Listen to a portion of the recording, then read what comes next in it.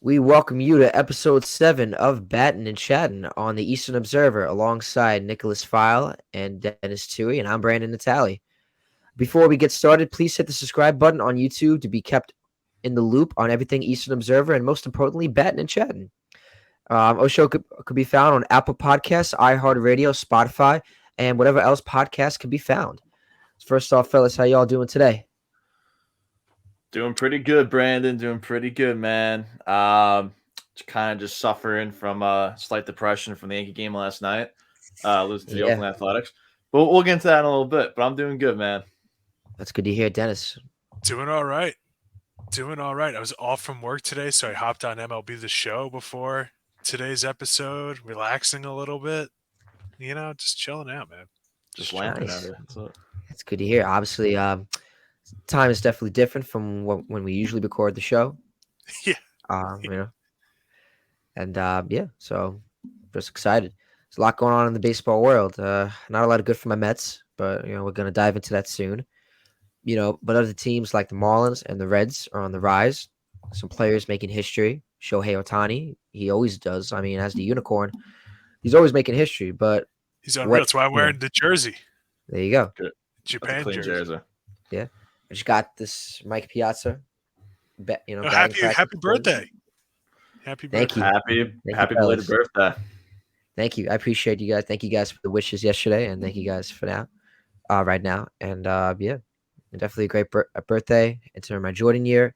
Spent with some good people, family, friends. I worked in the morning too, so I mean, money has to come no matter what day. Whether it's Money don't Christmas or stop. your birthday, money don't stop. But yeah. So, anyways, now let's dive right into the local teams. Now, the Mets. Could they be sellers? That's the question that is going around now because as the trend, it's almost going to be August. July is that kind of month where teams are going to decide to trade, decide who they're going to trade. They're going to, but not also that, they're going to be deciding are they contenders or are they selling for the future? We shall see. So the reason why I asked, could the Mets be sellers? Is as recently they traded away infielder Eduardo Escobar to the Los Angeles Angels for 2 minor league pitchers. Now, I've heard that they're supposed to be key starters for the future. We shall see. But what did you guys make out of the Eduardo Escobar trade? In my thoughts, um, I thought it was a shock. I thought it was kind of random. I know they had Francisco Lindor mic'd up before, while he just reacted to the trade because he was there on Apple TV. Because obviously Friday nights they have like Apple TV has them on for some games. I thought it was crazy. I would have kept him. I was not high on him in the beginning of the year. But to see the improvement that he made, and he was still a great infielder, a veteran, like definitely defensive presence, great locker room presence. When Brett Brady came up, Brett Beatty, he came, when he came up to the league, and he basically took over his spot at third base. That's where I was like, good for the kid, and that's why he's so liked around the majors, that great locker room presence. And his bat was, dreadly awful.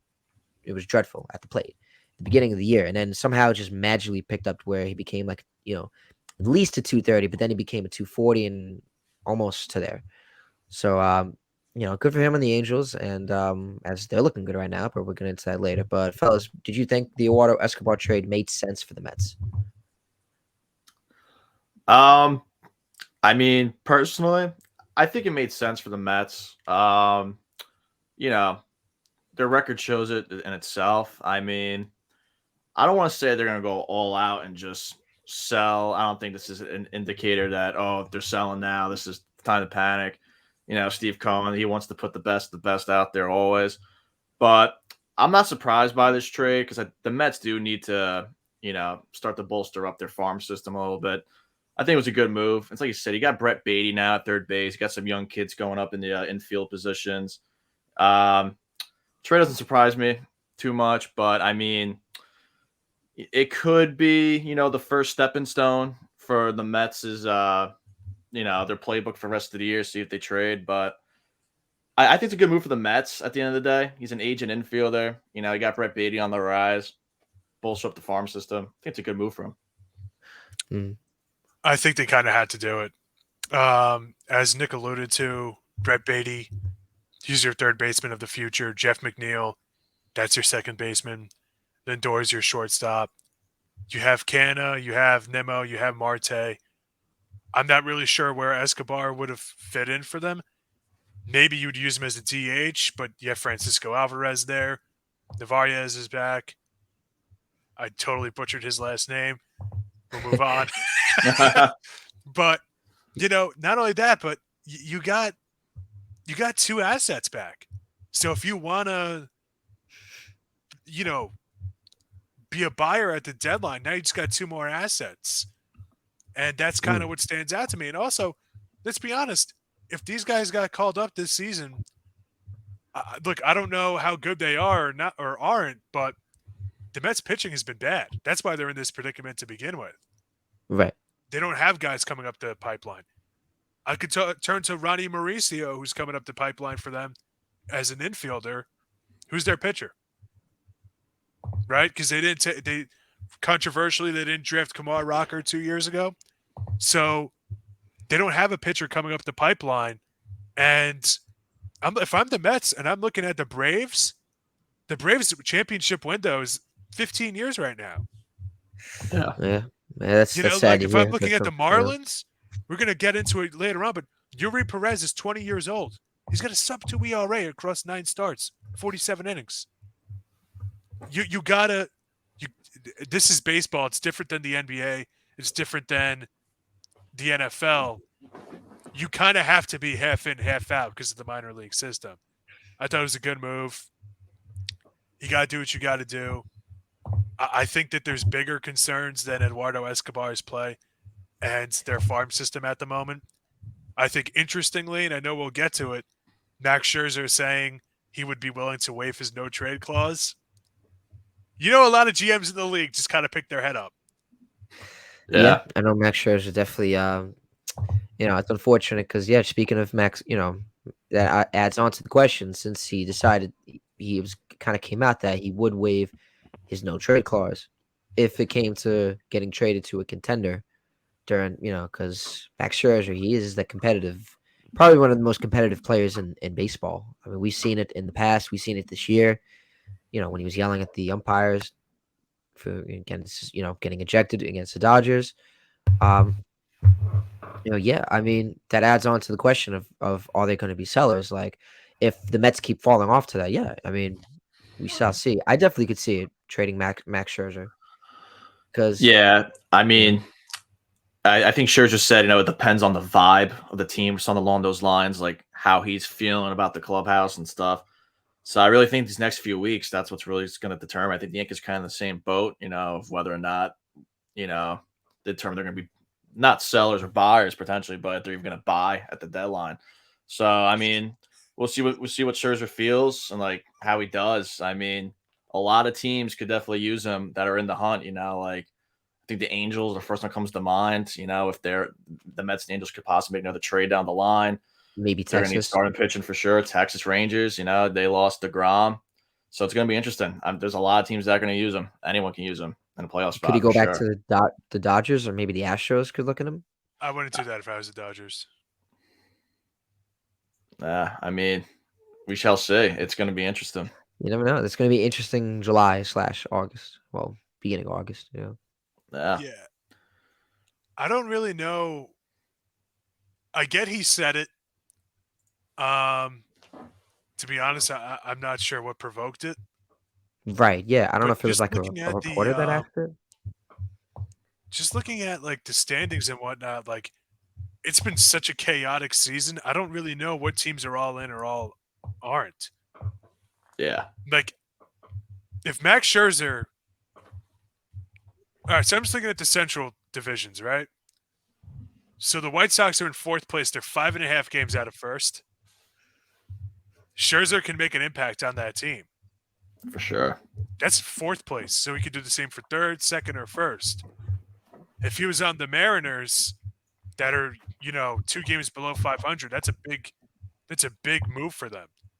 Same thing with the NL Central. Like there's certain regions, certain divisions rather, that if you get Max Scherzer, that's a huge impact. So I don't know which teams are buyers and sellers. And I think that's kind of what the Mets are going to have to judge this year, especially with the 6-team playoff format now. Dude, that's a game changer. That is a game changer. Remember what people were saying about the Phillies this time last year? They went to Yep. the World Series. Like that's hard for the Mets to judge. I think. It's not just like where does Scherzer fit in or can we move him? Obviously, you can move him. He's Max freaking Scherzer. Somebody's going to want him, but they're going to have to kind of see what's up for the rest of the first half of the season up until the trade deadline. So I don't know. I don't know what's next for them. I wouldn't be surprised if he got traded. I just don't know what else they would do with that roster. Who else would go? Would you move on from Brandon Nimmo?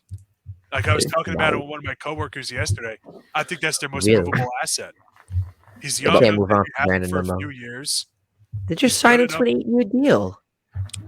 Great. And you know what another GM will say? Now I have control over him. That's exactly what the Mets would say too.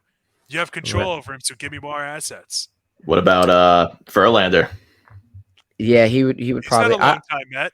I'm He's not not a long married to time him. Met. Like that's the kind of questions these GMs have, and you bet your bottom dollar that's what they're going to have with Steve Cohen. Quite literally. Right. I think it's definitely. I mean, I was talking about today. My buddies at work. Like, I don't. He could be moved this season. It's definitely not a It's definitely a possibility. I think it's too. It just kind of sucks because like they just signed him this offseason. He was supposed to be like the replacement for the Grom, like the pitcher to help them. Can still contend in the NL East, and that just hasn't been the case. And Now, it's not. What's if I remember correctly, Verlander's deal was what, 1 year or 2 years? It was 2 years. 2-year deal. 2 years. I 2 years, just my 85 opinion. million. I mean, I think if Scherzer goes, I think Verlander's got to go too. At that point, I think And that's okay. I mean, I think you got if 2 feet in at that point. I mean, it would be bad if the Mets didn't sell, because like say at the end of the year they're 79 and 83 or 80, or they're 81 and 81. Just example. Yeah. And the players are still here, like Verlander, Scherzer, say Nimmo, even though Nimmo's not even. I'm gonna leave Nimmo off the table. Nimmo ain't going, in my opinion. But hey, I ain't the GM. I ain't Billy Epler. It would be an ultimate loss for the Mets because like they need to build up the farm system. It's not gonna lie. They need the pitching. So say someone goes down, you want to call someone up. So it's definitely the Mets should be sellers, in my opinion. And whether it's trading Verlander, trading Scherzer, at least those two pitchers, I'm all for it. It's just gonna suck because that's just, but that's the business. No, for sure. I mean, like, because I remember, back in March, in like February, I was like, when I knew Verlander and Scherzer on the team, I had this team. I had the Mets as like a World Series contender, NLCS, minimum. That's kind of what I had them at. So it definitely does suck for Mets fans. I don't know. These next few weeks is really going to tell the story. It's really going to tell the narrative. But yeah, Right. I mean, if Scherzer's gone, I think Verlander's going right with him somewhere, a different team. You got to get all the assets you can. I think what's been most concerning for the Mets from a non-Mets fan perspective is they're not bad at anything. They're not bad. They're not great at anything either, and that's the worst spot to be. Because are you going to get more of the same mediocrity for the rest of the season, or are you going to bet on the back of the trading cards with a lot of these guys and say, we'll figure it out? That's the rough spot to be in. Nothing really jumps out at me. One thing that jumped out at me was the pitch count of all their pitchers is ridiculous through 5-6 innings, and that you can't win that way. So I don't know. It seems like every time I turn the Mets game on, there's a different catcher back there. I don't know if it's a problem with game calling. I don't know if it's a problem with strategy. I don't know if it's a problem with the pitching coach, like that side of the pitching staff, the administrative side of it. I don't know, but it seems like that's kind of been the issue for the past couple of years. Even when they had DeGrom, it was like, hey, can you guys not throw 100 pitches through 5 innings? 29 other teams can figure it out, not you. That's kind of the problem that I've seen. That's the one major issue, because the bullpen, as bad as it's been, like I was looking at the ERAs and whatnot. I'm like, dude, they're not half as bad as I thought. Just looking at the stats. Then look at the lineup. I'm like, dude, a lot of these guys aren't half as bad as I thought either. And that's scary because you're going to have to diagnose it if you're the Mets front office. And that's a rough spot to be in.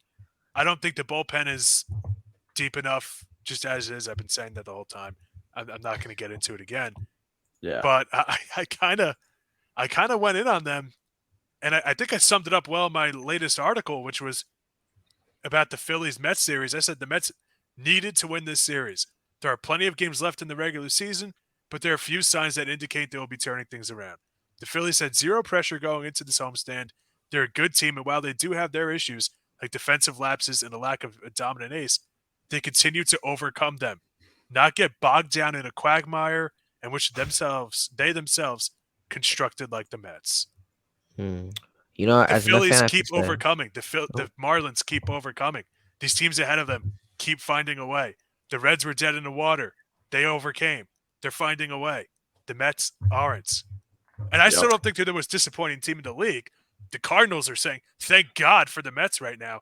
That team, you want to talk about a dumpster fire, sweet Christmas, they suck.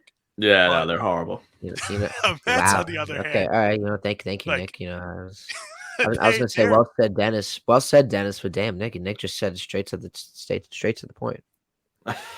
All right. Well, as the Mets continue their dumpster fire, let's see about the other I don't think they're a crosstown. dumpster fire. I think the Cardinals.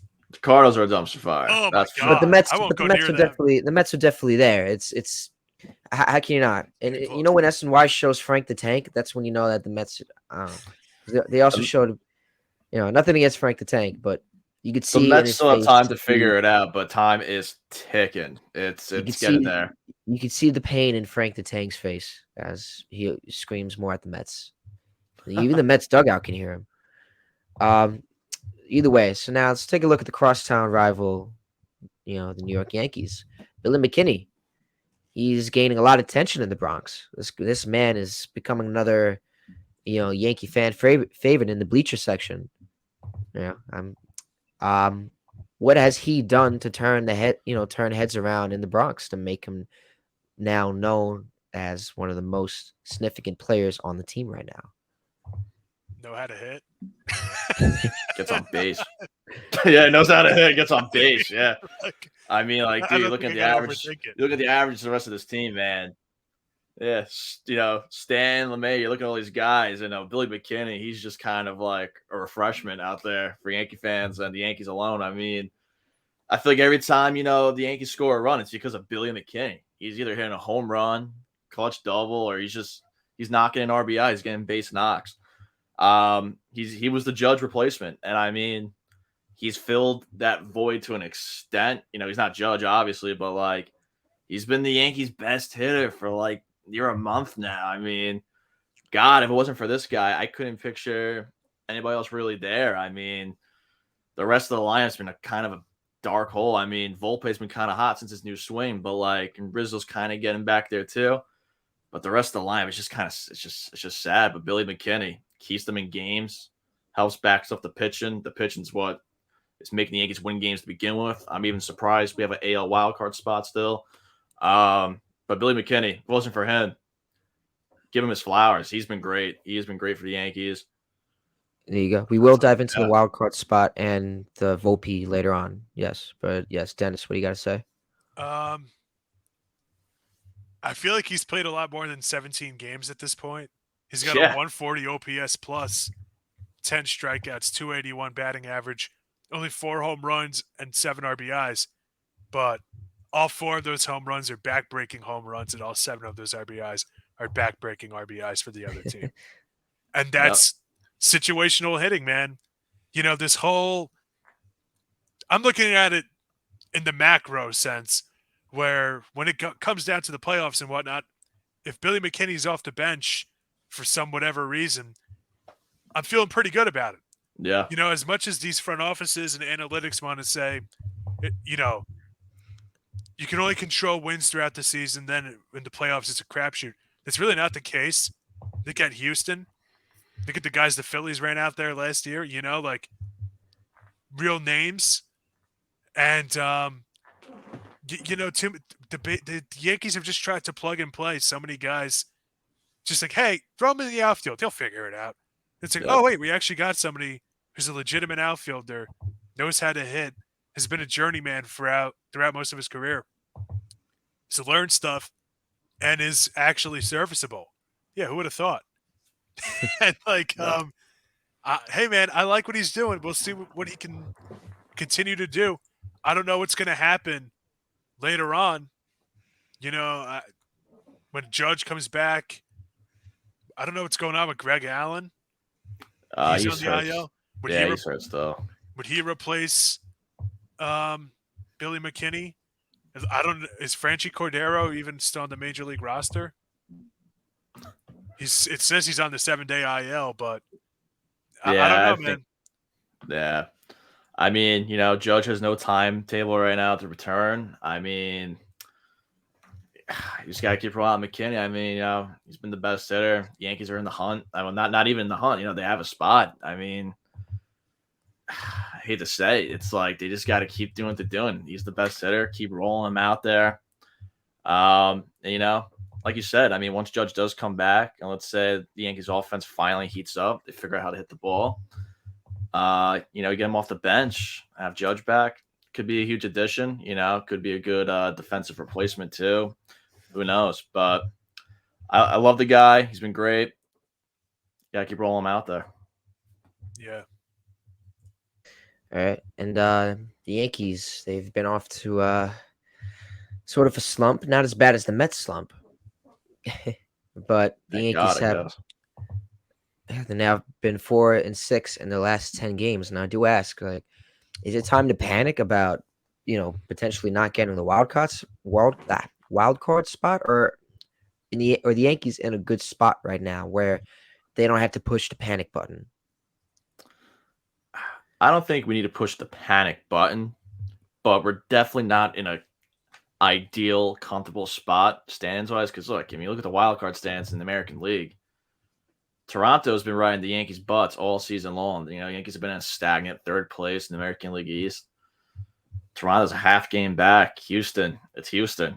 Houston finds ways to win despite them being cold right now. They're only one game out. Boston, I mean, look, like we said about Scherzer, I mean, look, if one of these teams makes a move, it's gonna be a whole different story. Boston could get hot. Cleveland's up there. They've been pretty solid as of late, 6-4. Seattle's no joke either. The Yankees can't beat the A's, so it's pretty much anyone's game for this wild card spot. I mean, definitely not a comfortable spot. Would I say panic? No, because I do think we have a good team. I don't think that Rizzo, Stanton, LeMahieu are going to be horrible the rest of the season like this. If it is, then I'm just going to question my whole knowledge of baseball right there. I think something's got to give eventually. The pitching's been great. Clark Schmidt's been phenomenal the last month or so. He has like a sub-2 ERA in his last 5 or 6 starts. Garrett Cole's Garrett Cole. He does his thing. Severino kind of bounced back against Texas, the game I went to.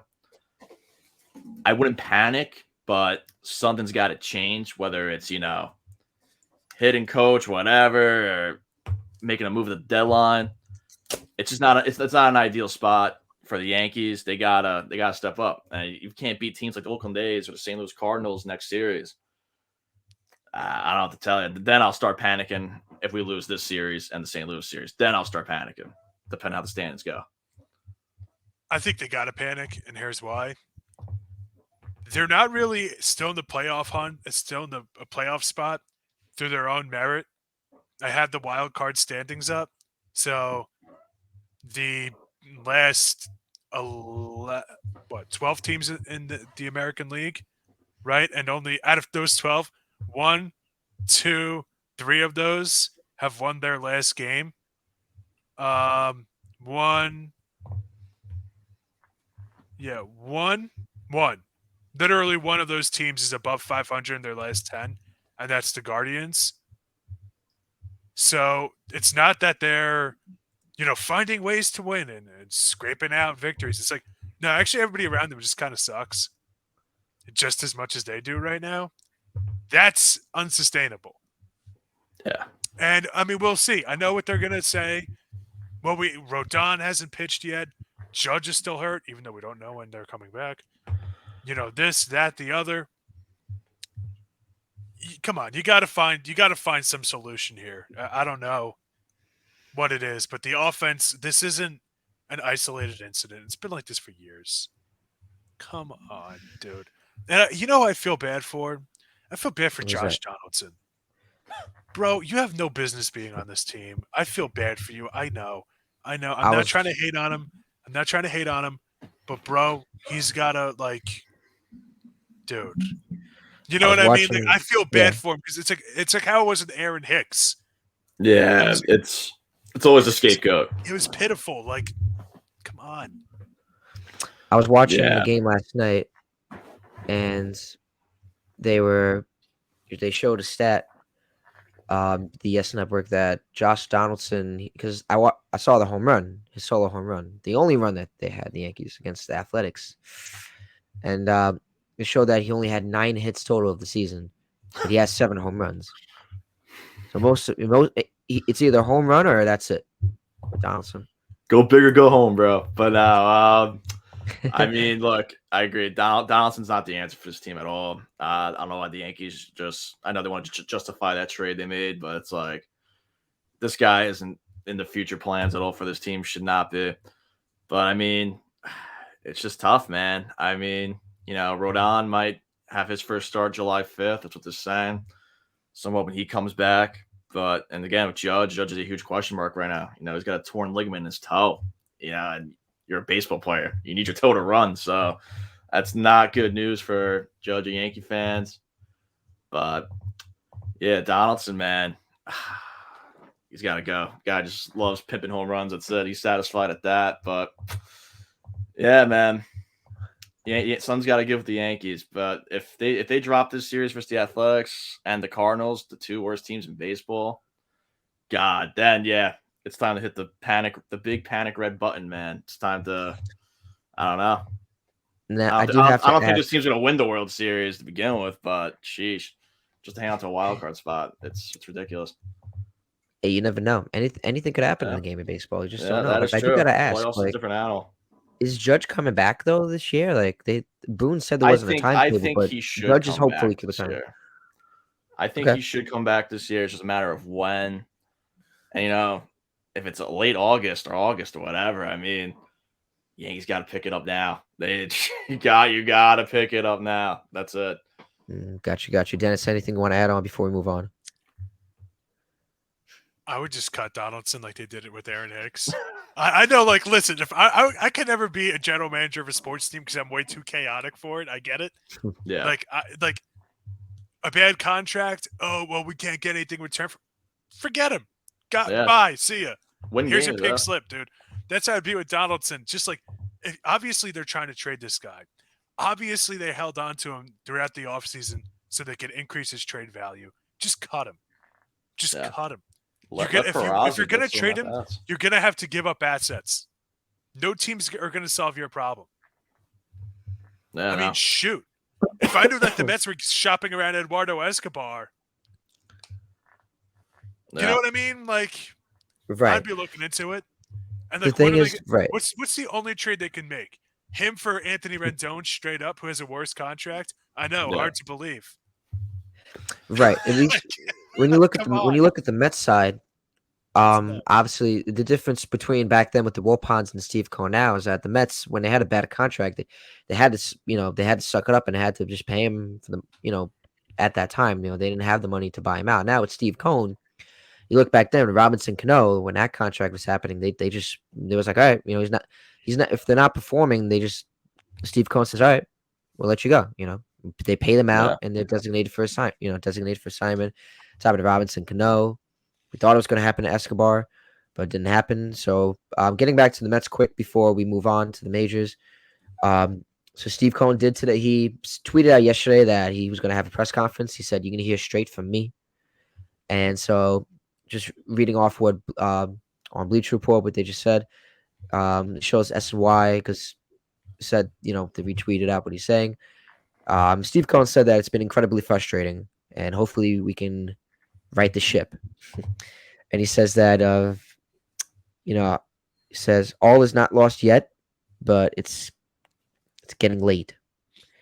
And then Bob Nightingale. That was from Bob Nightingale, and Bob Nightingale then tweeted out again saying that he has faith, tweeting about how Steve Cohen has faith still in Buck Showalter and Billy Epler for the rest of the season. Now I gotta rephrase that again. That Buck Showalter and Billy Epler have their jobs for the season. Whether after the season, that's still not determined. So that should speak volumes. But then again, who knows?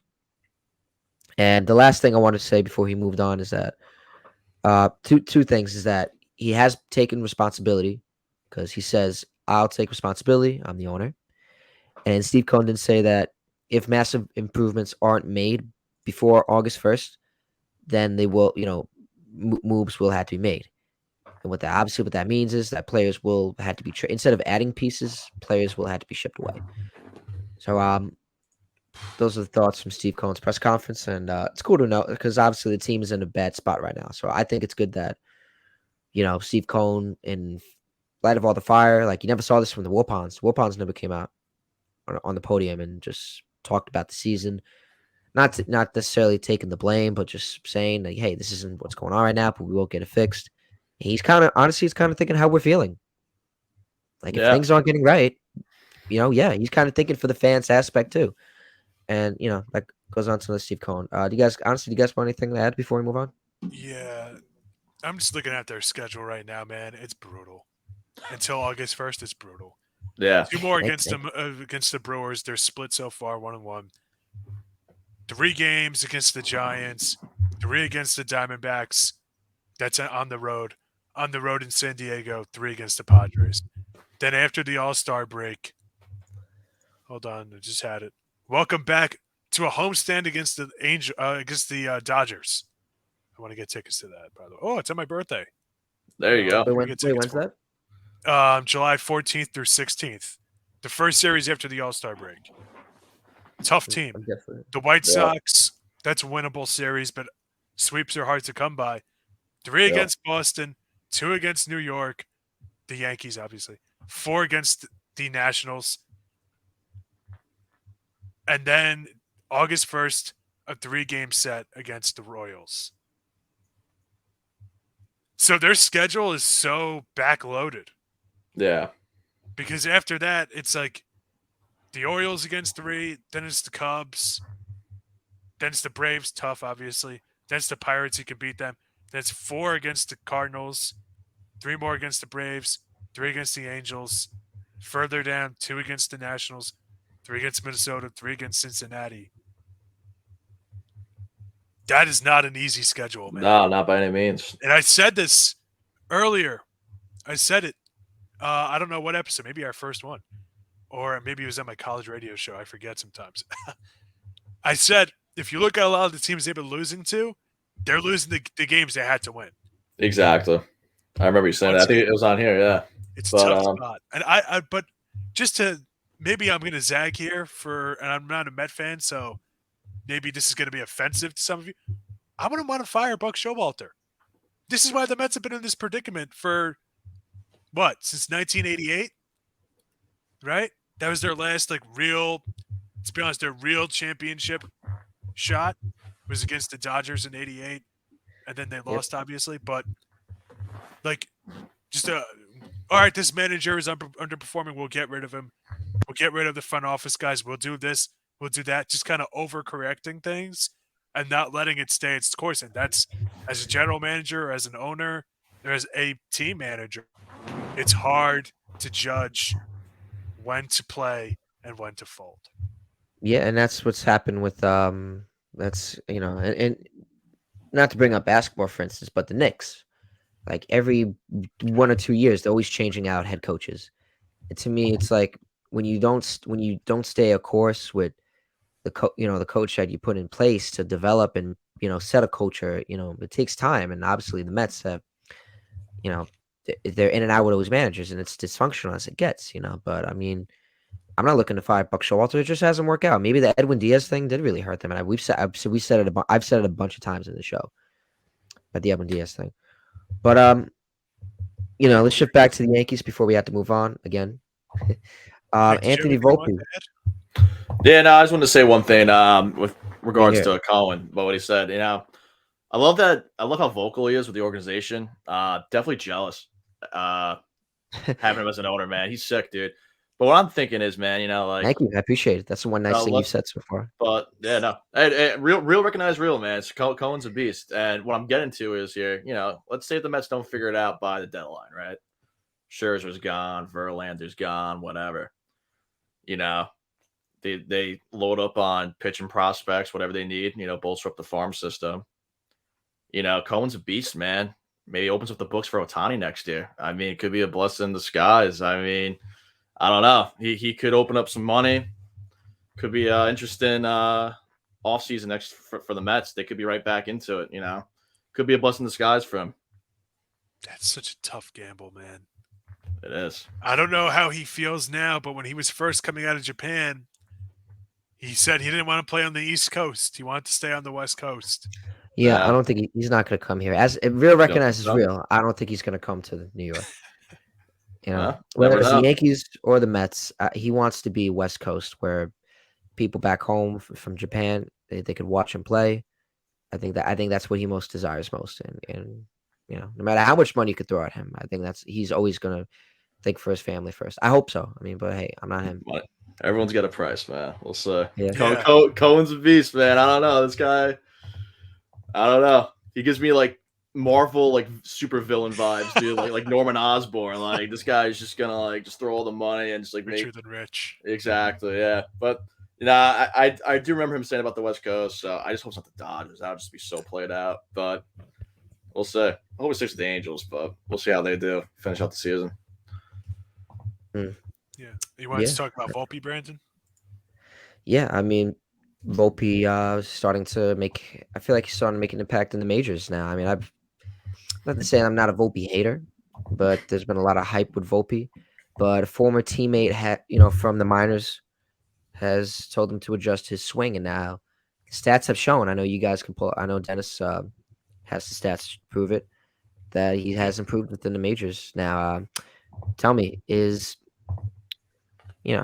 interesting. First off, who was the teammate? Over his last 12 games, after speaking to his former minor league teammate, catcher, and superstar prospect for the Yankees, Austin Wells, to adjust his swing. That's what he told him over dinner. Adjust your swing. Almost an intervention in a restaurant. He's gone 11 for 35, a 314 batting average, 1 home run, 4 doubles, 6 walks, and a 929 OPS. The 6 walks is important because he was pressing a lot at the plate, and a lot of strikeouts for Anthony Volpe. Yeah. Showing patience at the plate, waiting for your spots, and obviously it's translating to hits as well. Yeah, the kid's the real deal. I mean, Brand, like you said, a lot of hype. You're not gonna get Jeter numbers from this kid off the get go. That's just not gonna happen. But like, yeah, you look at his minor league stats, man. I mean, look, the kid hit 294 last year in Single A, and 50 stolen bases last season, 20 home runs. The kid's got pop. You can definitely hit for average. It's right there. And like you said, he's seeing the ball a lot better now, drawing more walks. Look, I mean, dude, the kid's 21. He's doing it at the major league level. He's going to be sick. And this new swing, I think, has helped him out a lot. He's on pace for 20 home runs, 30 stolen bases in his rookie year. This kid's going to be an all-star before we know it very soon. So good for him, man. The swing mechanics definitely improved his approach at the plate. He's got the stuff. Dennis, anything you want to add? Or? No, nothing about that. I do have breaking news though. Oh, Dennis, with breaking news here at the Battin and Chattin here at the Eastern Observer. Dennis, what do you got from us when you get the second? Left-handed pitcher Matthew Boyd of the Detroit Tigers shut down for the season with Tommy John surgery. Ooh, that's sad. So 32 years old. Didn't he have that before too? He's always had something. Yeah, right. I feel like he's always hurt. Sound like a jerk. It's just I feel like I've always seen his name next to IL. Yeah. 12 games in 2020, okay, short season. Then 15 and 21, 10 last year. Only made it to 15 here. Who knows, man? Maybe moving to the bullpen. He's led the league in homers twice. Yeah, Just a thought. That sucks.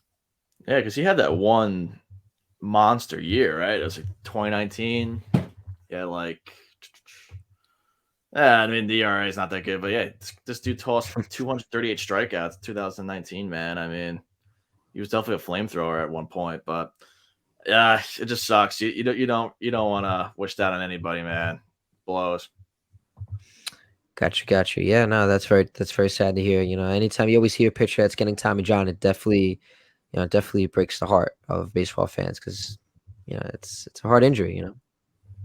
I got to say, I've noticed one thing is last year he was on Seattle. He had a 2.79 ERA plus, league average is 100, 1.35 ERA, only 13 innings pitched. All of them were out of the bullpen.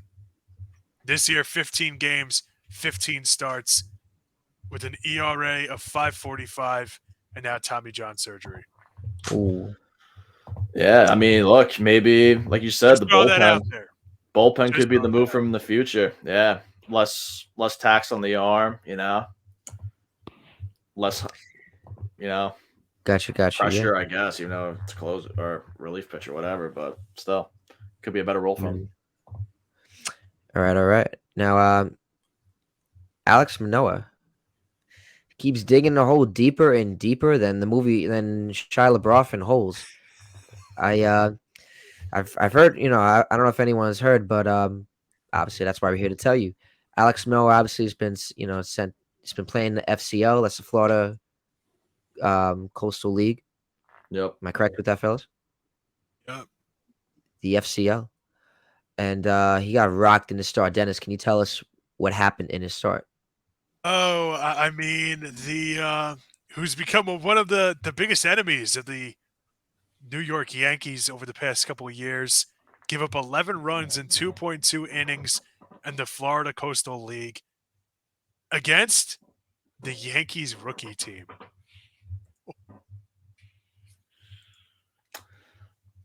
I mean, have we seen a more insane drop off than this? Cy Young 3, I believe, last year, third place for American League Cy Young.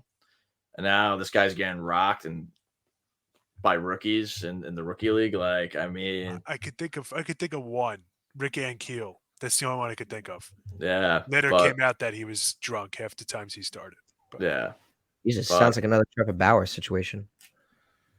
yeah, well, that was All years right. ago, Rick Ankiel. Then he turned out to be a great outfielder for like 10 years. no. Gotcha. But, My I apologies. mean, I know he's a bigger dude. Maybe it was people. Some people are saying it's the pitch clock that might be affecting his pitching. But man, dude, getting rocked like that in the rookie league. I mean, I don't know.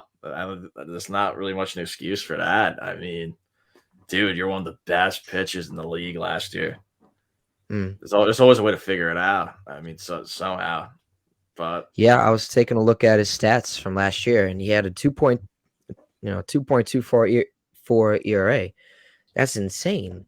So I mean, when you look at that, that's the biggest drop off ever you can imagine for a baseball player as it gets. I mean, I don't know, especially the stuff when it's going on social media. I mean, that's something on the side, and just but on the field, like it's just hasn't been there.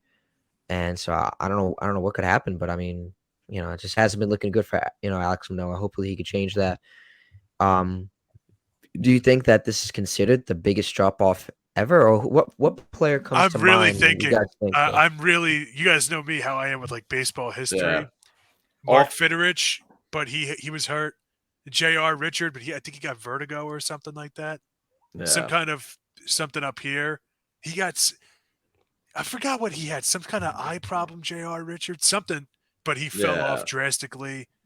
That's the I can only think of guys that had severe injuries that had that kind of drop off. yeah. I mean, Madison Bumgarner, after this that ATV accident, he was bad. thing. But Madison Bumgarner was bad, not unplayable. Yeah, that's what I was about to say. Yeah, it wasn't like he got sent down to the rookie league. He was getting rocked down there. His whole By career just kind rookies. of went down the toilet. But when it comes to being up here one season, then the very next being all the way down here, God, I mean, throughout MLB history, off the top of my head, I gotta say this might be the worst, and I'm not, at least man. in recent memory. I mean, I just I think when it comes to with Dennis, what you gotta say? look. I just wanted to show a little respect to Alec Manoa and all the guys. I just want to show a little respect to Alec Manoa and all the guys I was talking about. I was laughing at them. I got MLB Network on, so in case there's news or whatever, I turned over and it said the Mets brought out a dog in between Steve Cohen and Buck Showalter's press conferences, and it's a Twitter feed. It's a black lab. It looks just like the lab I had as a kid, named Seaver, wearing a little Mets bandana. Adorable. Says, thank you for joining. I'll keep this press conference brief. I'm happy to announce my first ever Mets game will be this Wednesday night. Retweet if you want to meet me for the first time. Let's go Mets. Smiley face emoji. could be a good luck charm for the Mets. I mean, someone's probably taking a picture of that right now, posting. Rats and talking, raccoons has been a bad luck charm for them, so why yeah, not? talking Try baseball's probably something posted. Next thing you different. know, Mets going on a 16-game win streak. Man, you never know. That seems like one of those type of things. I'm a boy. 23-year-old man from Seaford, New York, with Mike Piazza jersey can dream. No, You can dream. So Alec Manoa, in terms of him having the biggest drop off, when I think of a pitcher, I honestly I could say two pitchers, and I want you guys to hear me out. So Matt Harvey, he went from like dominant, 2012 and then 2013 season, that's a good one. getting Tommy John, and he was out from 2014, and then came back in 2015. That's when he was dominant, had 2.7 ERA, and then the next year, that's where he literally fell off. In the words of Max Kellerman, fell off a cliff. He was never this. He was definitely not the same after that, where he ended up falling out of New York 2 years later. And this pitcher, I want you guys to hear me out. Hear me out. Jacob deGrom. You can make the argument he kind of had to drop off a bit. And I'm not trying to shade him, but it's just the injuries have gotten to him just left and right. He tried to come back, 2021. He was like Tom Seaver or Cy Young, the actual Cy Young pitcher. That was dominant. He had at least like a 1.7 ERA to begin the year through June. And then I got his jersey for my birthday, and then he went on the IL the next week and a half. Not saying the buddy curse is real, but and then obviously the next year he got injured. 2022, he got injured to start the year. He didn't come back till August, and then now look what's happened. He signed with Texas, which good for him. But then now he's out now with Tommy John. He's most likely not going to come back till the beginning of next year, or no, the middle of next year.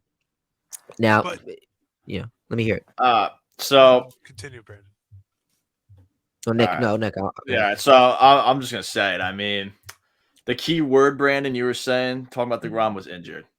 Problem with Alec Manoa, no injuries, man. This guy is a healthy. Okay. Well, I want to say healthy. I don't know about his diet, but I want to say he's healthy. 20. What is he? 24, 25 years old. Dude, this kid's supposed to be hitting his prime, man. Like deGrom, dude. I mean, when he's healthy, he's top 3, top 5 pitcher in the game. I mean, I think that's just a hard, tough comparison to compare deGrom to Manoa. Manoa is either just doesn't have the work ethic, pitch clock's messing him up. deGrom, dude, it's just Tommy John, man, the injuries. That's just hard to compare. Like Right. it's definitely. My apologies. No, you're good, man. You're good. It's a take. I get it, but like, deGrom's just a hard case, man. Because when he's healthy, this is not even a conversation. Manoa is just work ethic. I don't know, dude. It's just tough. It's tough. I mean, yeah, I just feel like I don't know. Dude, I'm working overtime trying to think of somebody, and I just can't. Yeah, I just can't figure it out.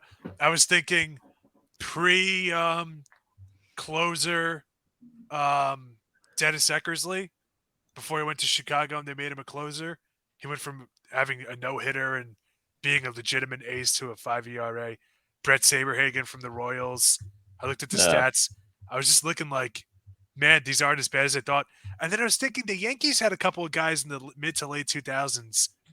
One of them was Kevin Brown. Capuano or somebody. Not Kevin Brown. Kevin Brown had a lot of mileage on his arm. Alec Manoa is a young dude. Yeah. Yeah. But Yeah. there's a couple of guys that like would just have like one solid season. This was top 5 in your league pitcher. And that's kind of where it falls off. Is it's not often, man. It's not often, and you got to have it up here to get back there. It's tough. Yeah. We'll see what happens. I wish nothing but the best of him for him, but Yeah. same time too, for somebody who talked all that trash anytime he struck somebody out, and he would always try to humiliate the other team, this, that, and the other. I don't think he's going to get too many sympathy cards. I actually saw a funny thing. It was both the guys who talked a lot of smack towards Garrett Cole, Alec Manoah, and Josh Donaldson. Both have been horrible since then. I found that pretty funny. But yeah, I mean, look, for Manoah, he's professional. Like, I want to say he's a professional baseball player, but he's professional. I wish nothing but the best for him. I hope he gets back until he figures it out. Because hey, look, despite the smack talk, whatever. He was a great pitcher to watch. He was fun to watch last year, so I hope he does figure it out. But yeah, I don't know what's up here or what, so he's got to figure it out. Well, we'll see what happens. But for now, he's going to get rocked by 18, 19-year-old, young baseball players in the minors. Not against it. I find it pretty funny, but yeah.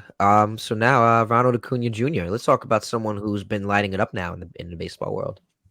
He has, keep adding on to his MVP season as he has recently made history. Now, which one you could tell me what he has done? I mean, I would love to. It is one of the wildest first halves of the season I think we've ever seen, and I think this will back it up. Ronald Acuna Jr. is the first player since Ricky Henderson in 1990, third player to do so in total, to have 15 or more home runs and 35 or more stolen bases before the All-Star break as the Braves continue their dominance over the National League East. I saw that earlier on MLB Network. So right now, Ronald Acuna Jr. has 17 home runs and 35 stolen bases. The only other two players to do that, Cesar Cedeno from the Astros in 73. He was the first to do it. 16 homers, 35 stolen bags. And then in 74, Cedeno did it again. 19 homers, 36 stolen bases. And then Ricky Henderson did it in 1986. 15 homers, 51 stolen bases before the All-Star break when he was with the Yanks. And then obviously in 1990, Henderson did it again. The man of steel, 17 homers, 39 stolen bags. So that's some elite company. yeah. You want to talk about a five-tool player? Shoot. Yeah. I mean, that is something. Anytime your name is mentioned with Ricky Henderson, especially in the stolen bases category, you're doing something right, man. I mean, look, in recent years, stolen bases were kind of wore down a little bit. Acuna led the league in stolen bases in 2019 with 37. Led the National League with 37 in 2019. Like you said, Dennis, he's at 35. It's not even the All-Star break yet. He's on pace for 70 plus stolen bases. He's probably gonna have over maybe 40 home runs while batting 330, 404 OBP, leading the NL in slugging, OPS plus, and total bases. I know we had a category talking about AL and NL MVPs later. Clearly, my pick, Acuna for NL MVP, dude. Insane. Finishing the season 40 home runs, 70 stolen bases. That's sick. That's awesome. Great for the game. Yeah, I've seen Ronald Acuna play plenty of times when he was on the Braves. He's obviously still on the Braves, and he's just dominated. He's not a player that I look at and say like for when the Yankees Red Sox, when you think of a player you think of Pedroia, Ortiz, from that rivalry back in the day. Acuna is definitely up there for players when I think of the Mets and the Braves rivalry, but I still respect his game. It's amazing. He's just dominating left and right. His swing and power, it's insane. I remember watching the Mets play the Braves in a doubleheader earlier this year. And he hit a ball not to the second deck, but the third deck at Citi Field. And that was insane. So, and I remember seeing him, I see him play live. He's just an insane player. He's definitely would have my NL MVP vote if the season were to end today. It's just cool to see the history, and definitely the increase in stolen bases has definitely been good to his advantage too. That's for a lot of players. Yeah, he's awesome. It's like what we said about last week, man. With bigger bases, it's so great for the game. 35 stolen bases. I can't get over that already. It's insane. It's crazy. I can't get over reading Ricky Henderson at 50. Yeah, I know. 51 Really? before the All-Star break. That's insane. Different breed. That guy was just stealing 100 Ricky Man of stolen Steel. bases. That's one of my favorite sports nicknames ever. Yeah, Man of Steel. that's a badass Spelled nickname. STAL. I had the Man of Steel. That's a good one. That's a good one. Yeah, I like it. Man, Ricky Henderson he was in the league for a very long time too. Oh He yeah, played for everybody. yeah. Some of even the played for the stories Mets. about him having the $1 million check framed and not Yep. depositing it. He's a beast. It's wild. Love it. I want to meet that guy. Hell yeah. Yeah. Now, the Reds' attendance now that is skyrocketed compared to where to where they are now. That's what Oakland want. That's stuff Oakland wish they had, the attendance that they had now. Because in April, I believe it was in April, like a couple months ago, whenever it was, the attendance was like 7K at least. Fast forwarding to, I just want to check just to make sure, because it's been insane. So when they played the Rays in April, there was 7,300 fans. Now fast forwarding to, as today, it's quadrupled to 43,000. And so good for the Reds. I feel like we obviously know why it has increased. Two things: the winning streak and everybody's favorite player right now, Ellie De La Cruz. Yeah, it's the Ellie De La Cruz effect, man. And I mean, look, not to give more credit out to the rest of the team. I mean, they're just calling up the kids, and the kids are balling. Andrew Abbott, this guy is probably one of my favorite pitchers right now. I think he's like what, a 1.21 ERA through his last 5 games. The Reds is doing it right. They got Votto back, fan favorite, legendary player. He's gonna have his number retired out there for the Reds. They're just doing it right, McLean, Spencer Steer, yeah, dude, they're calling up the kids. They're doing it right. Hunter Green, another beast. As a Yankee fan, I'm jealous. I'm jealous with the Reds and the Braves. Those two teams just call up the kids. They get it done, and they play fun baseball, man. It's great. How do you think The I Marlins are feel? kinda doing that too. How do you think I feel? Yeah, Dennis, what do you guys say? I mean, attendance in general has gone up. It's gone up 7.5% from last year at this point, if I'm not mistaken. The average attendance. I tried to find it, and I guess I misplaced where I left the stat. But that's just different, bro.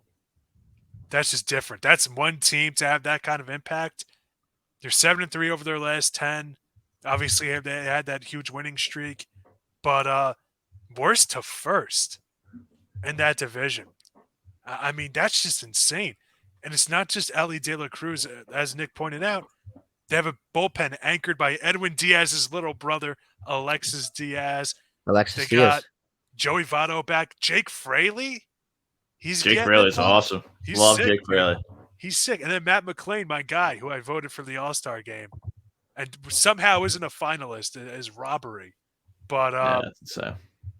dude, that team, man. That team. I just want to say something real quick. Andrew Abbott, I'm looking at it right now. He debuted. He has 5th start. Well, he debuted 5 starts ago, right? He's already 3rd in WAR on the team with a 1.8. That's insane to me, man. Jesus. Insane. Wow. He's already 3rd on the team in WAR behind Edwin Diaz's little brother, Alexis Diaz, and TJ Friedel. So yeah, I mean, the Reds are all right now. They got it going, man. Good for them. Now, where's he come from, Andrew Abbott? He's a prospect. I don't know where he was like. He's their pitcher. Right. No, I'm saying, yeah, he was was the prospect, and they called him up and. Yeah, they called him up. Yeah, he's like 23 years old. He's 24 years old. He's 4-0, 1.21 ERA. He has 30 strikeouts to 12 walks. He was nice. He was great in the minors last year in Double-A and Single-A. 159 Ks, 381 ERA. Had a 250 ERA in the minors this year in Triple-A. Kid could be the real deal, man. Yeah.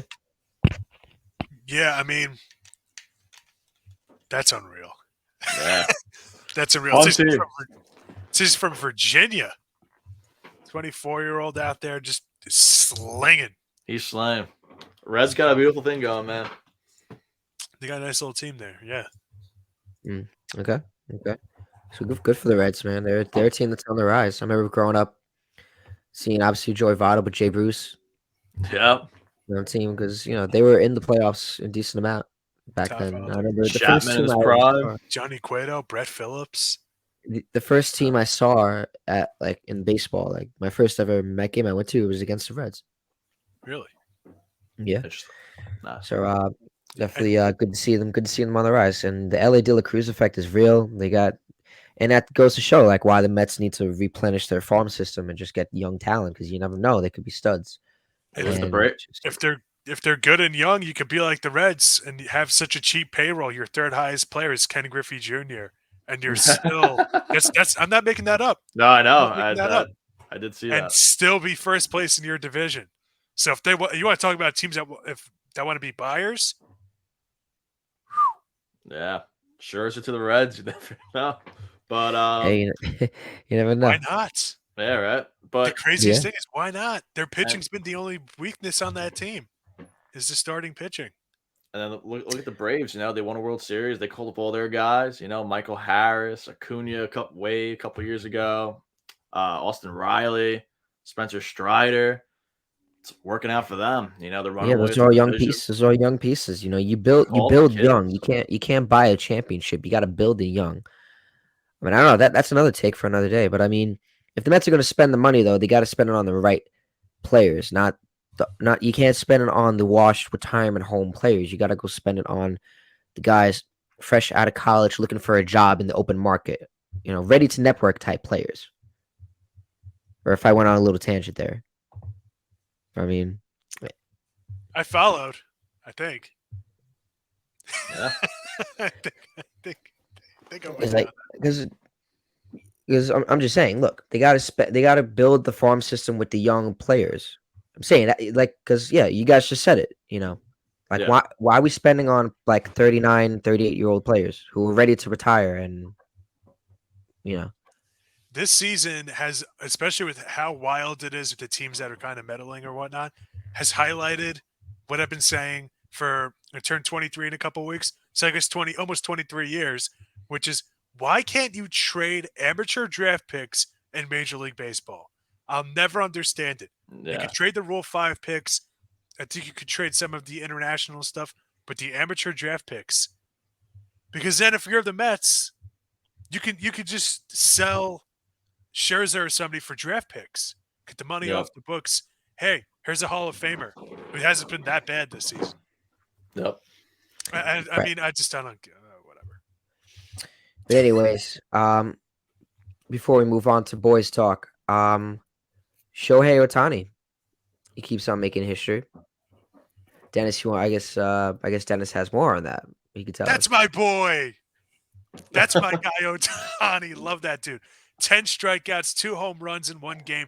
Sixth player to do that since 1900. Fellas, is he the greatest player we've ever seen? Wow, that's very that's a big take itself right there, Dennis. All right, Good I'll start question. it. I'll start it off. Start it. Go I'm ahead. taking this as a very literal question. There we go. Nailed it. Started watching baseball in around 06-ish, 07-ish. I'm going to say yes. I haven't seen a player like this, man. Unreal. I'm so glad I got to see him play in person twice. One in Miami, obviously, WBC finals. Actually, 3 times. Semifinals and finals. And then earlier this year, I went to Yankee Stadium for a little Angels, Yankees, little dust up down there. Did you go to the game where Judge robbed the Otani home run? Was that what one was? No, No, I went to okay. one. This is, I guess, what it's known for, sadly. The one where Logan O'Hoppe got hurt. Okay. Ooh. That's a bad one. Gotcha. Yankees won. The Yankees blew their doors off. Yeah. Ugly game. But yeah, to add on to your point, Dennis, I mean, I know I'm a little older than you guys. I started watching baseball like 04, 05. So I kind of caught like the last of the MVP years from Bonds. And I think just being in a category alone with Bonds, like in my tier list, is insane in itself. And I didn't really watch Bonds in 01 or his Pirates days or whatever. But man, the fact that Otani could possibly do what Bonds did, but then add some like I don't know, first pitch came out as Garrett Cole, add some Garrett Cole stuff to it, throwing 10Ks and God, Dennis, I might have to agree, man. I think Otani is the greatest player I have ever watched in my lifetime. I mean, because it's just unfair. I mean, you got two players in one. You got an SP1 and a slugging DH. It's numbers video games can't even do, man. It's insane.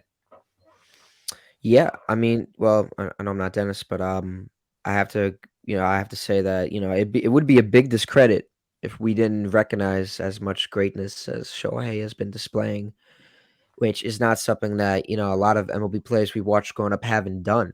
Like we've seen a lot of great players over the years. Shohei is definitely way up top there of that list of greatest players that we've ever seen.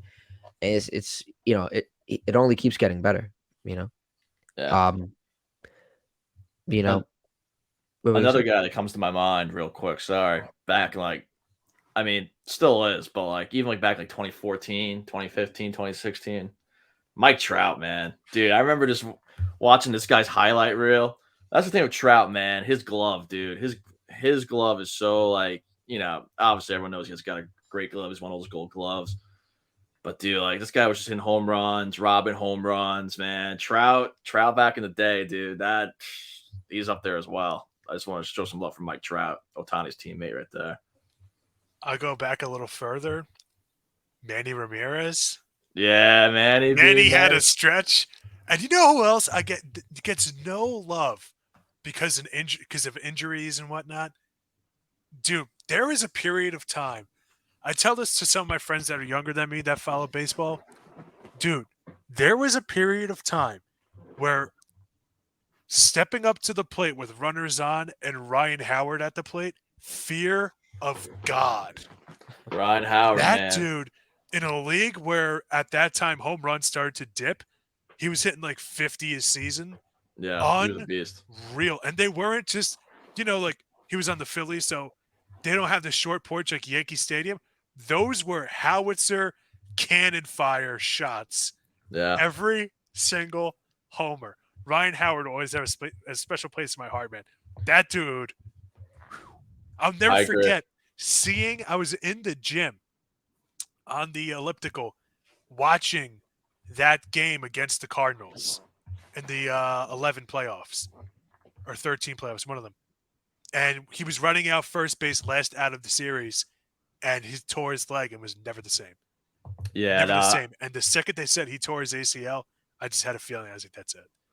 That was brutal. And then the shift came in, and he was never the same. If the shift was banned, if he played now, Ryan Howard, forget it. Forget it, bro. Forget about it. God. You know, I always wanted to say Ryan Howard in the 2019 Juiced Ball season. Oh my God. I think he's crushing 60, 70 easily. Hands down. And dude, so?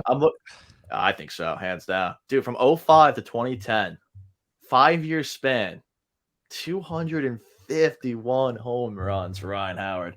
Wow, man, 280, Fastest man. player to do so. Fastest player to do so.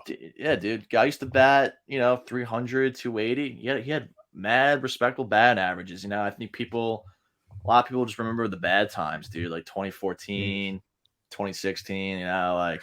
Well, he got hurt during the playoffs in 2011. Yeah, it was last play of the series. He got hurt. That was kind of the downfall. That was probably the downfall. That was the downfall of the Phillies in the beginning of the 2010s. And not only that, could you imagine having to face the guy with that kind of power? And you got Chase Utley and Jimmy Rollins running around on the bases behind you. We don't talk about Chase Utley here. He's one of my favorite players ever. I don't care. I love Chase. He was fun to watch back in the day, especially back in 2009, man. I feel bad for Mets fans. He screwed you guys over. That was dirty. That was Bush League. That was old school baseball. Not cool. I get it. God dang, was he fun to watch. Yeah. He single-handedly had a rivalry with the Mets. Like, not just the team. It was just him against the whole organization. I don't know if we'll ever see that again, man. People will say Altuve and whatnot, but I don't know. Aside from Yankees and Dodgers fans, I don't think anybody really cares anymore. Yeah. But that was crazy. I remember that play too. Yep. I mean, like I said, there was a lot with Chase Utley and the Mets. I mean, hey, like I said, respect to the game, respect to the player. But yeah, I mean, he single handedly had a rivalry with the team. But look, but anyways, I think let's get the boys talk. You know, yeah, let's get the boys talk right now. So before we get into MVP and Cy Young talk, we should ask ourselves, what former player from your team do you think would fit well and help these current teams today, like with our Mets? Brandon, I think you should start this one off. Go ahead, Brandon. Point I, guard. I want to hear this one. This I really want to hear. Yeah, no, I agree. It's tough with the Mets. They don't, I can't say they need a closer because they have Diaz, but even though he's hurt, so I can't really. If say it was the beginning of opening day, all the players were there. I would not say a close. I would definitely never Benitez. No, definitely not. Or Jerry's Familia. I would say I would love to see Tom Seaver on the current Mets team because Seaver back then was Jacob deGrom plus 5, like times 5. I just and they need an ace, even though Scherzer is technically their ace. But like I just think that he would have definitely helped that rotation stay stable. The bullpen would have been like say he would have came on during a game. The bullpen would be less like gassed as it already is. Yeah. If you want to talk maybe a reliever, maybe John Franco. He was on the team for almost 15 seasons. They don't need a catcher because they don't need Piazza because they got Alvarez and Narvaez. Maybe if you want to talk outfielders, maybe Dale Strawberry. Or Eduardo Alfonso. But then again, they got too many infielders as it is. So I mean, those are really players that come to mind. When I think, I mean, can't really say David Wright. I mean, David Wright, I feel like it's too recent. Like, I mean, you could say it could be anybody, but I mean, he was great when he played for the Mets. How many names are you going to name before you say Dwight Gooden? That was the first one I thought of. Is who they need is Doc Gooden. That's a good one. Right. I mean, look, the Mets are known for their pitching. They've had David Cohn, they've had Al Leiter, Dwight Gooden. Yeah, he would be my second option. He would be my second option. Nothing against Dwight Gooden, but like I said, nothing beats Tom Seaver. I know, right? I know. I'm sorry. I'm that guy. I know. I'm sorry. I'm that guy. But those are players that come to mind if I would have it on the current Mets team. Now I know there's a lot of players from Yankees have a lot of history, but you only choose a few to put on. Plug in the team this year. I want to hear Dennis first. Dennis, okay. What Yankee? Let me hear it. I'm going to do two different teams because I cover the Phillies. I feel like I kind of have to represent the Phillies and my Yankees, of course. Okay. Yankees. The fact that they don't have a real outfielder right now, aside from Billy McKinney, is a joke. Yeah. So I'll just go to who we were talking about earlier, Ricky Henderson. Why not? Speed at the top of the lineup. The best leadoff hitter ever, bar none. Get him on there. He's a one-man offense. Underrated, I think, because people just think of the stolen bases. 3,000 hits, bro. And all-time leader in runs, pretty sure, right? Yeah. He had some pop. Like that would be my number one. If somebody wants to talk me into, I guess, Roger Maris, Mickey Mantle, some of those guys, Joe DiMaggio, obviously. I'm just thinking more of like Ricky Henderson just checks more boxes just because of the speed thing. I hear it. If a team that can't score runs, you kind of need somebody that can do it themselves like that. Mickey Mantle had wheels. Joe DiMaggio had wheels and whatnot. Mickey Mantle, the injury would kind of concern me a bit, injury history. Yeah. But that's who I'm going to. First base, they always have good first basemen. You have, what's his name there? Rizzo. Center field, they've always had good center fielders. Bernie Williams, if you want to go with him. He's fine there. Maybe you want to upgrade from Gleyber Torres, go Willie Randolph or Robinson Cano. I feel like I have a pretty hot take for the Yankees one. Robinson Cano's a good one. But yeah, my number one is Ricky on that. I like that pick. That's a great pick. For the Phillies, I was just talking about him. You can't be shocked. Ryan Howard. They don't have a real first baseman right now. I was thinking maybe Doc Holliday or Steve Carlton. I think Robin Roberts was on there for a while. They've had guys. Third base, Alec Boehm. Obviously, he's not better than Mike Schmidt. I know, hard to believe. But you have somebody who's serviceable.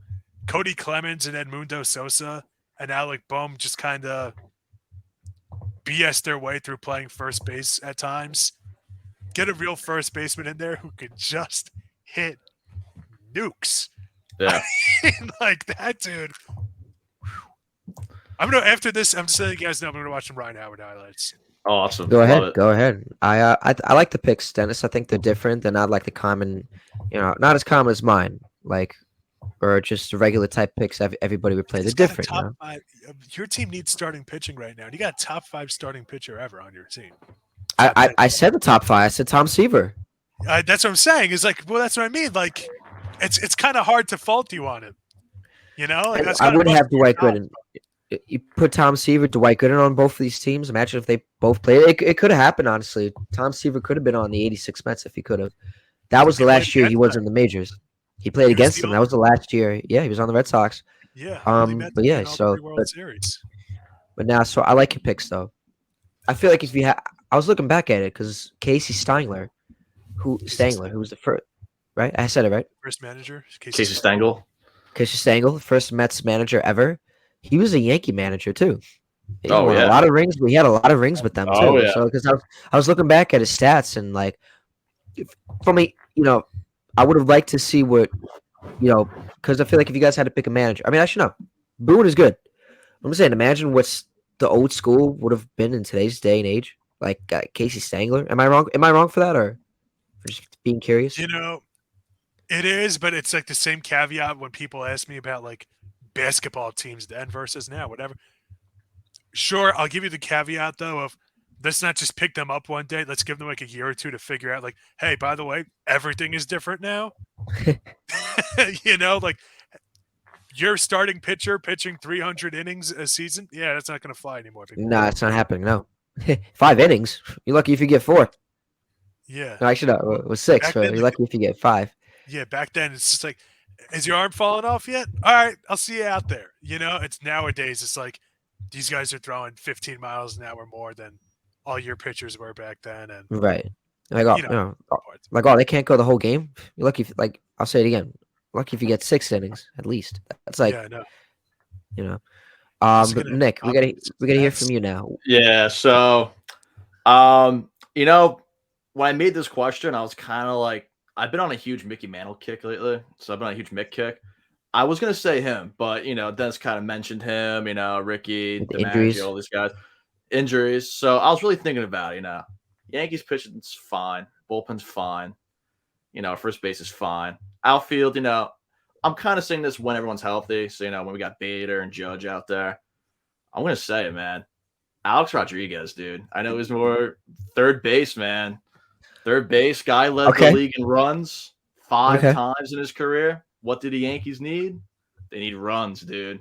I know A-Rod played in a little bit of a different era a little bit, but hey, man.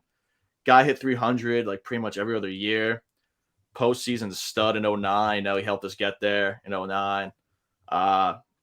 His 07 season alone, 143 runs, 54 bombs, 156 ribbies. Hate him or love him, man. I personally love him. I don't think that'll ever change, but third base is looking a little, like you said, Dennis. Yankees got rid of Donaldson, man. If we could have prime A-Rod on this Yankees team right now, I would love that. So I'm going with Alex Rodriguez. It's my boy. That's a great pick. I think that's I a didn't great even think pick. of third base. I didn't think of Greg Nettles or Even with Josh Donaldson, Dennis. Ventura. What? You left over third base knowing that I Josh totally Donaldson just was there? skipped over it. Yeah, when You I just was skipped thinking of over it. it, yeah. So Like how I did with Dwight Gooden. No, well, you didn't forget a position existed. Like I just skipped right over. I was like, well, who have they always had? Like catchers, they've never had a bad catcher. All right, well, we're okay. First base, second. Okay. All right, left field. Yeah, left field. I was pretty set on the Mick. I was like, the Mick, Triple Crown winner, total gamer, 7 World Series rings, can't go wrong. But I'm looking at third base, man. Josh Donaldson or Alex Rodriguez. It's like Billy McKinney or Mickey Mantle, So I'm like, all right, you know what? Alex Rodriguez. Gotcha. I All mean, with right. the Yankees, like, you can't go wrong. But it's like, who's better, Anthony Rizzo or Lou Gehrig? I don't know. You tell me. Yeah, But like exactly. at the Yeah. same time too, Rizzo is serviceable. Players Yeah. aren't. All right. Yes. Got you. All right. Now, in terms of early MVP candidates, I feel like we already know who we'd vote for AL and NL. I'll let you guys say it. Otani and Acuna. That's Yeah, I gotta agree Yeah. there. Because Otani and Acuna. It's not even a question. It's I'm not a even Zag. debatable. I gotta show respect to the history. Luis Arias batting 400. If he can Okay. keep 400 up for the entire season in today's day and age, he should be a unanimous MVP. He's not going to get it. It's going to be Yeah. Acuna. He's going to That's have gonna the be tough. Atlanta media mafia behind him with sports, but nobody for there's what, how many beat writers do the Marlins have? But like, it should be him. This hasn't been done since Ted Williams. It's the last of the few unbreakable records in sports. Tony Gwynn tried, couldn't do it. Ichiro tried, couldn't do it. Pete Rose couldn't do it. DiMaggio couldn't do it. All these guys couldn't do it. If Luis Ariz gets one of the very few white whales left, not only in baseball but in North American sports, oh my God, you got to give it to him. It's the same thing like what people were saying with Judge last year. I feel like you can't give Judge the record last year because of the home runs and not give it to Arias because of batting average. That is 400 for a season. That is insane. The last guy to do it for throughout 60 games was Chipper Jones. Before that was Paul O'Neill in 98. That's just to get through 60 games. We're way past that. Once at the All-Star break, he's hitting over 400. Yeah. Man. I mean, I definitely see where you're coming from because that is a good take with Judge. I never thought about that, from a historic standpoint. 62, MVP, 400, MVP. I just think it goes to the fact that, I mean, Judge's monster year last year, he led the league in runs, home runs, RBIs, second batting average too. Arias, but funny enough, I'm definitely not against Arias getting the MVP if he hits 400 for sure. Because what was Ted Williams? 421, right? And 41? Yeah. So, I mean, if he beats that, then I'm like, okay. I'm with it, sure. It's 400, 401 or something, 402. I'm not against it, especially the Marlins get first place, get a nice playoff run going. Not against it. Not against it, man. It's a good take right there. Yeah, it's not ridiculous. It's not ridiculous to say that, no. I want to be clear. If Acuna keeps it up and Arias is at 399, Acuna. Oh, yeah, 100%. It's that 400 mark. That is, I mean, you guys know, this episode's made it abundantly clear. I'm a baseball history junkie. It's like Cy Young wins. We're never going to see that touched. Modern game. We're never going to see Cal Ripken's game streak. Ricky stolen bases. Ricky stolen bases never going to get touched. This is one of the last few that's actually feasible to get there. That's left. He's making a run for it. Yeah. Yeah, I've seen a lot of records. I saw Judge a lot last year. I mean, as a Met fan, I went to a lot of all big different baseball games. I saw, we saw Judge a lot, and I saw one of his home runs. So because he chased, the AL home run record, it was really cool to watch. Because it's not, it's common. We don't see. It's not very common. We see 60 home runs in a season. But yeah, I definitely got to say Acuna and obviously Otani, just what they're doing for the game of baseball. It's insane. It's remarkable.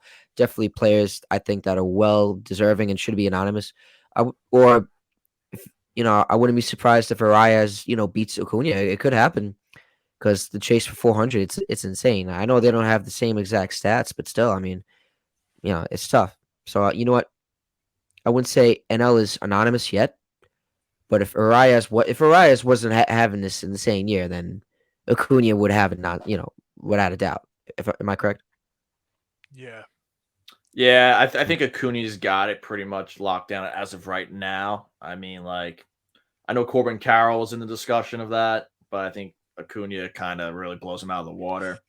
Yeah. I mean, besides Arias to 400, I can't think of anyone more worthy in NL right now than Acuna. Got you. Just one last thing. I know everybody's going to point to no shift for Arias, but the bags are bigger for Acuna. And if he had 17 homers and 20 stolen bases at this point in the season. It'd be awesome, but we'd be feeling the same way? Probably not. Yeah. So All right, all right. Now who would you guys vote for Cy Young? Colin Perez, an all Miami thing, I guess today, dude. Yuri Perez right now is insane. Cy Young, NL Cy Young. This dude's insane. Rookie of the year and Cy Young. This dude's Wow. Rookie of the Dude. year, I definitely see. I might have to disagree on the Cy Young take. I mean, look, he still has a lot of innings left to pitch, but honestly, after seeing the numbers just recently, I might go Clayton Kershaw, dude.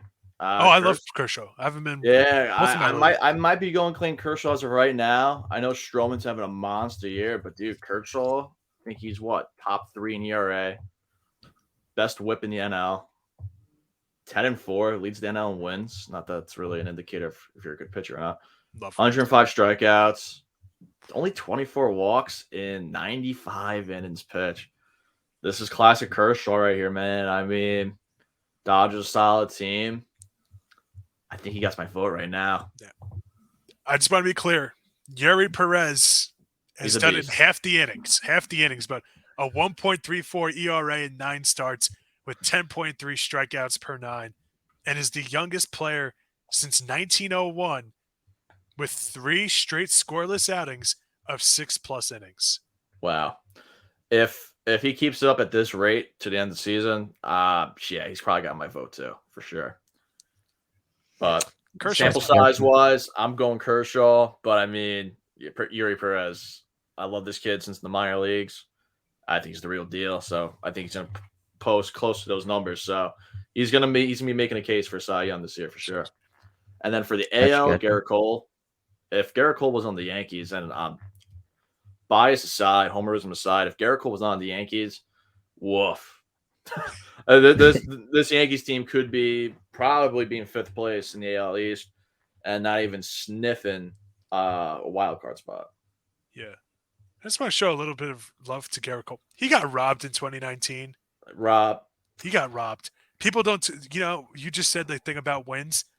Yeah, but when you have a lot more wins than your teammate who did win the award, I think it means something. exactly. And Just a dude, thought. he won the ERA title for the American League and the strikeout title. So I mean, like, come on. That's so stupid. That he I know Verlander had a great year, fantastic year, but dude, Cole was out of that world that year. Should have won a Cy Young. I agree with that. Unreal. Every single game, he was breaking some record. Yeah, It dude. was insane. That summer was insane for Garrett Cole. Brandon, your take. I like Cole, but I feel like Valdez in Houston definitely has a good shot too. He's definitely in consideration. He destroyed the Mets single-handedly. That dude's a killer. I wouldn't mind That's Kershaw. very good. Kershaw's not a bad pick, but we'll see. It's definitely a lot to see. Still got to watch the rest of baseball to make more of a discussion for that. But that's all I got to say right now. Is there anything else before we wrap up? No, I think I got everything, man. I think I'm good, sir. Okay. All right. So be sure to check out our revamped website, theeasternobserver.com, for the latest news in the world of baseball and so much more. We thank you for joining us on another edition of Battin and Chattin. For my co-host Nicholas File and Dennis Tui and the entire Black Jack Media Group's team, I'm Brandon Natali saying so long, and we'll see you next time here on the Eastern Observer. See you later, everybody. Goodbye.